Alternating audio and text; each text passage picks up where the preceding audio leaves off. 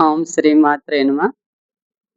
मैं आदि पराशक्ति की शिष्य सरिता अम्बा, आप सभी भक्तों के हृदय में विराजमान उस पराशक्ति को प्रणाम करती हूँ, नमस्कार करती हूँ। और हम चर्चा कर रहे हैं ललिता सहस्त्र नाम के बारे में। तो ललिता सहस्त्र नाम एक बहुत ही पावरफुल माँ के 1000 नाम हैं और एक-एक नाम में माँ का इतना गूढ़ विषय है कि नॉर्मल इंसान इसको नहीं समझ सकता। इसलिए मेरी माँ की आज्ञा है कि मैं आप लोगों को हिंदी में इसका गूढ़ रहस्य बताऊँ ताकि आप श्री विद्या तक पहुँच जाओ। तो आज माँ का नाम है शिव शिव कामेश्वर आस्था आराध्या। शिव कामेश्वर आराध्या आस्था। इसका मतलब हो गया शिव। ये शिव, आगे शिव को तो सबको ही पता है। शिव कामेश्वर भगवान शिव को कहते हैं कामेश्वर, और कामेश्वरी माँ ललिता अम्बा को कहते हैं। तो शिव कामेश्वर आराध्यस्था, मतलब इसका सीधा सीधा हो गया कि जो शिव हैं, जो कामेश्वर स्वरूप में है, वो भी माँ ललिता की आराधना करते हैं। वो भी शिव रूप में होके माँ ललिता को अपना परम तत्व समझते हैं और परम तत्व की वो साक्षी है। इसलिए इनको इसका नाम दिया गया है। और इसका श्री विद्या का लेवल का अर्थ मैं आपको समझा देती हूँ कि शिव और शक्ति कोई अलग नहीं है। मैं आपको काफ़ी बार समझा चुकी हूँ और इसलिए ही मैं आपको बार-बार बता रही हूँ कि आगे चल के आप लोग कहीं भूल ना जाएँ। और जब श्री यंत्र की साधना होगी, ये श्री विद्या के लेवल की होगी, तो उस टाइम पे ये चीज़ काम आएँगी। क्योंकि ये नॉर्मल भक्ति नहीं है, पूजा-पाठ नहीं है, आपको अग्रसर किया जा रहा है भक्ति की ओर। तो इसका एक अर्थ ये भी होता है कि जो आपके अंदर शुद्ध चेतना है, वो भगवान शिव हैं और उससे उस चेतना की शक्ति संपदन और अनुभूति ही माँ श्री ललिता अंबिका है। पहले मैंने आपको बताया था कुंडलिनी है सहस्त्रार्थ में, मूलाधार में और सहस्त्रार्थ तक पहुँचेगी, तो वो शिव और शक्ति बन जाती हैं। शिव है चेतना और शक्ति हो गया उसका मूल रूप। किसी भी चीज़ में शक्ति चाहिए, तो ये इन्हीं का एक लास्ट अर्थ यही है कि ये परब्रह्म बन जाते हैं शिव और शक्ति। चेतना और शक्ति जब एक-दूसरे से मिलते हैं, तो ये परब्रह्म का रूप ले लेते हैं और इसके नाम से यही माना जा रहा है कि जो शिव हैं, जितनी भी जितनी भी चेतना है, देव हो गए या शरीर मतलब मानुष देह हो गया, जितने भी जीव हैं सभी की आराध्य है वो माँ।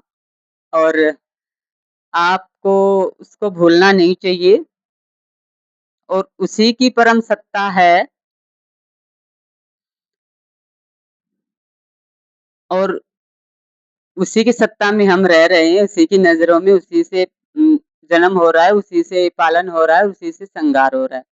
तो ये माँ की परम सत्ता है, उसको आप पहचानिए और शिव की आराध्य हैं ये।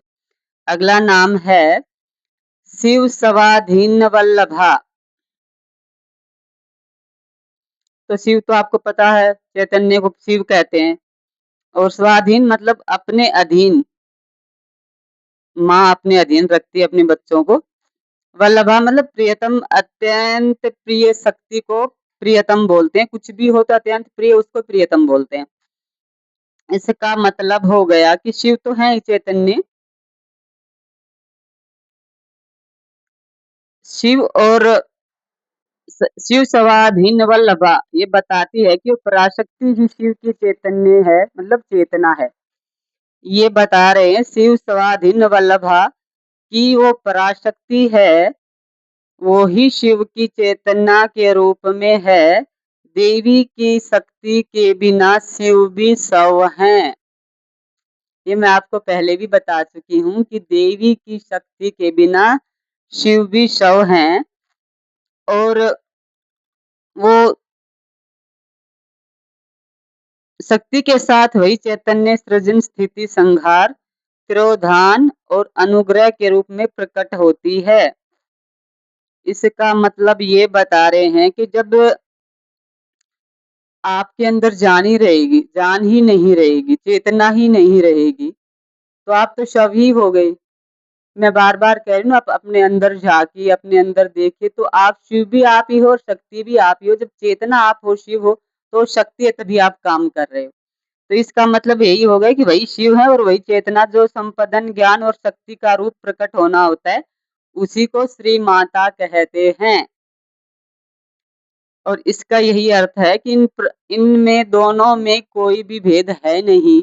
शिव में और शक्ति में आपको मैं काफ़ी बार बता चुकी हूँ कि शिव जो कामेश्वर, पहले नाम में कामेश्वर बताया था, अभी ये स्वाधीन वल्लभा बता रहे हैं कि देवी के बगैर वो भी पूर्ण है ही नहीं।